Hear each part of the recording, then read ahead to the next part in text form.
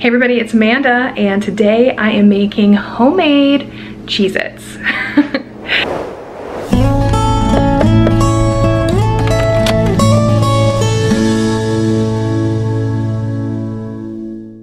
Yes, I am so excited because Rick and I have really gotten, for some reason, into eating the Cheez-Its, but the price, you guys know, grocery prices have gone up like crazy. One box of Cheez-Its is like $5, even at Walmart. It's kind of crazy. So the ingredients that you need, I'm gonna show you in just a second, but it's right around $2 if you get everything on sale. So, and I think you actually get a little bit more when you make it homemade than when you get it in a box. So anyway, but I'm going to go ahead and make this. And you know, the other benefit is you know exactly what's in it when you make it yourself.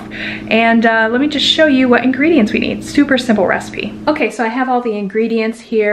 Very simple. We need 1 block of 8 ounces of sharp cheddar cheese. You're gonna need 1/4 cup of butter that's softened. This has to be room temperature. It's very important.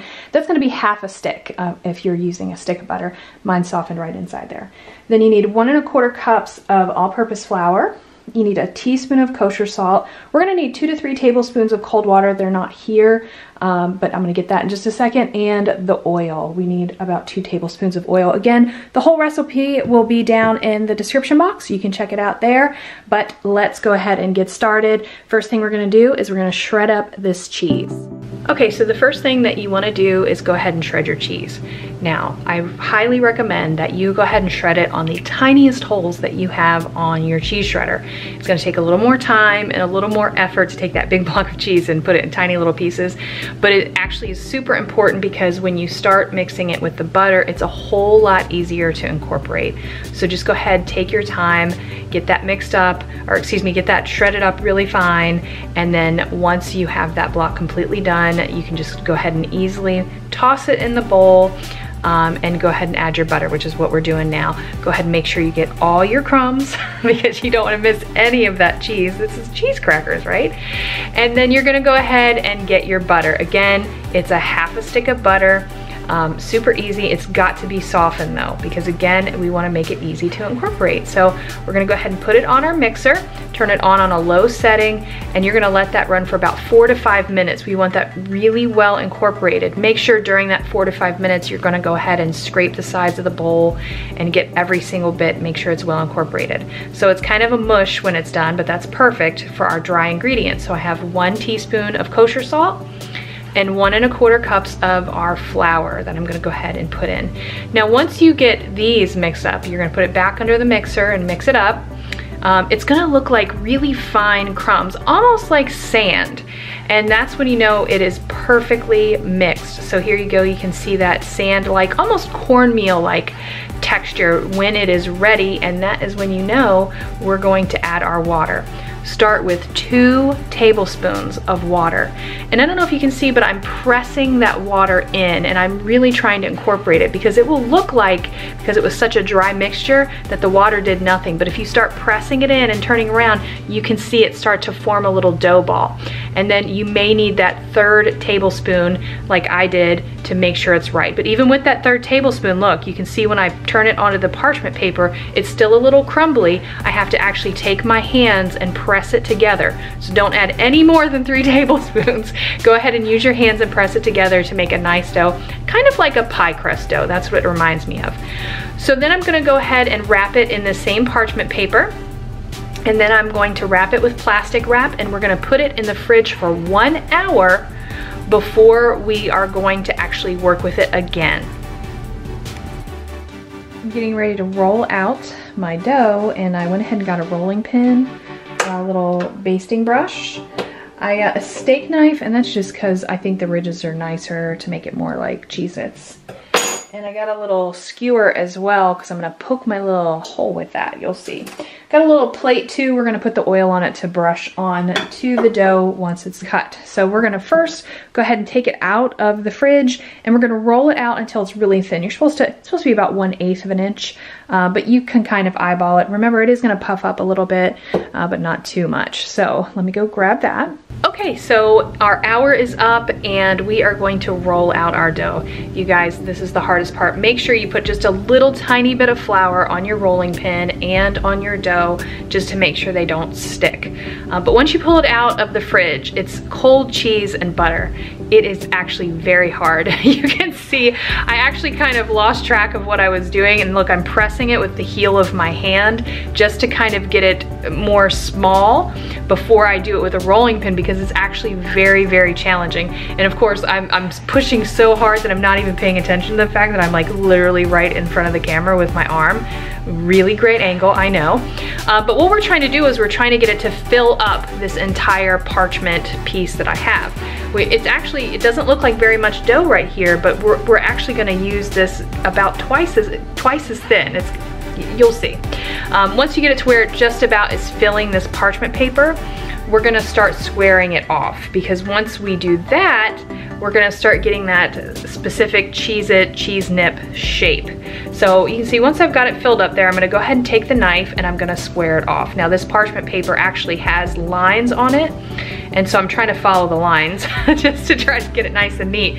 But it's still a little too thick, so I'm gonna press it out again and then cut it again, trim it again, just to make sure it's nice and square. So once I cut those extra edges off again, and of course my arm is right in the way for this, so excuse that, I'm gonna use those lines, and what you wanna do is you wanna cut 1-inch squares. And so like I said, this parchment paper has lines. I'm cutting down 1 inch apart, and then as soon as I'm done, I'm gonna turn it and go across 1 inch apart, and that is how you get your shapes, and the shape is what makes it so distinctive. So you're gonna get rid of this ugly arm angle here in a second, but then I'm gonna take my skewer and punch little holes into the cheese nip squares and go ahead and put it on my Pampered Chef pan. It's not oiled or buttered or anything, just straight on a Pampered Chef pan. If you're using a regular metal pan, just go ahead and put it on another piece of parchment. That way you don't have to worry about the cleanup or anything sticking. But anyway, I'm just gonna go ahead and poke all these holes and get it in the pan. The last thing we wanna do is go ahead and take a little oil. I'm gonna put it on this plate, and I'm actually gonna brush it onto our crackers. And then we're gonna sprinkle it with a little of that kosher salt.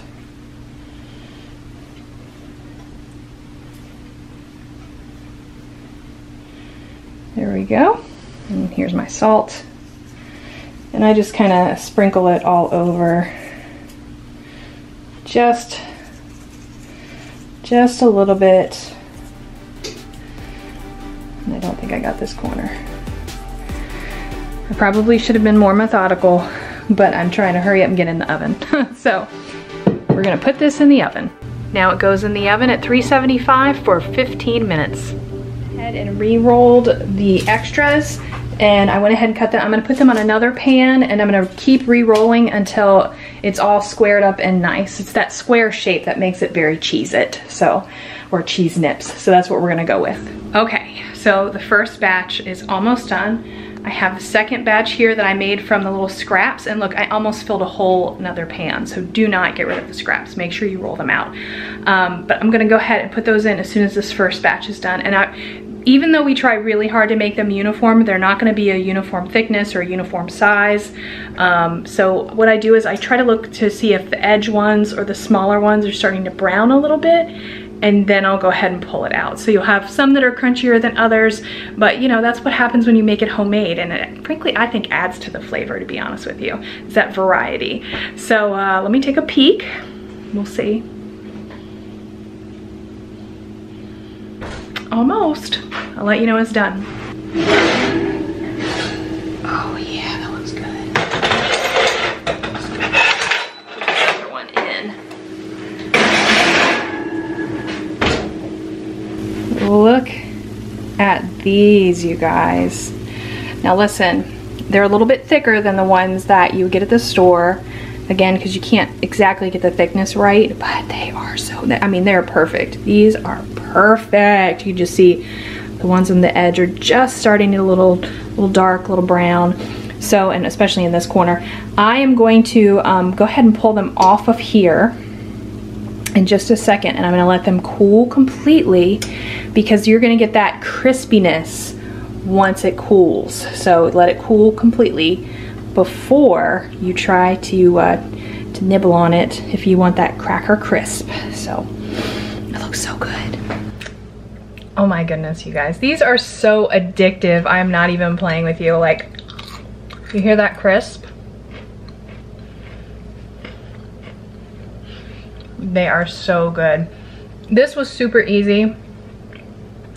I gotta put that down. They're salty. You know when it's like salty and savory, you just, I could eat that whole bowl for real. The recipe, like I said, is down in the description box. You wanna give this one a try. So easy. This is like one of those really great snacks. Like, you could even have your kids do it and they would have so much fun trying to get even little squares and poking the little holes, and it would be like a rainy day activity and something to keep everybody occupied and have a little snack afterwards. So I mean, this is, you definitely want to try this. So that is it for today. Thank you for watching, and come back next time and we'll share another video that'll hopefully help you save money on your budget and have some delicious food too. We'll see you guys next time.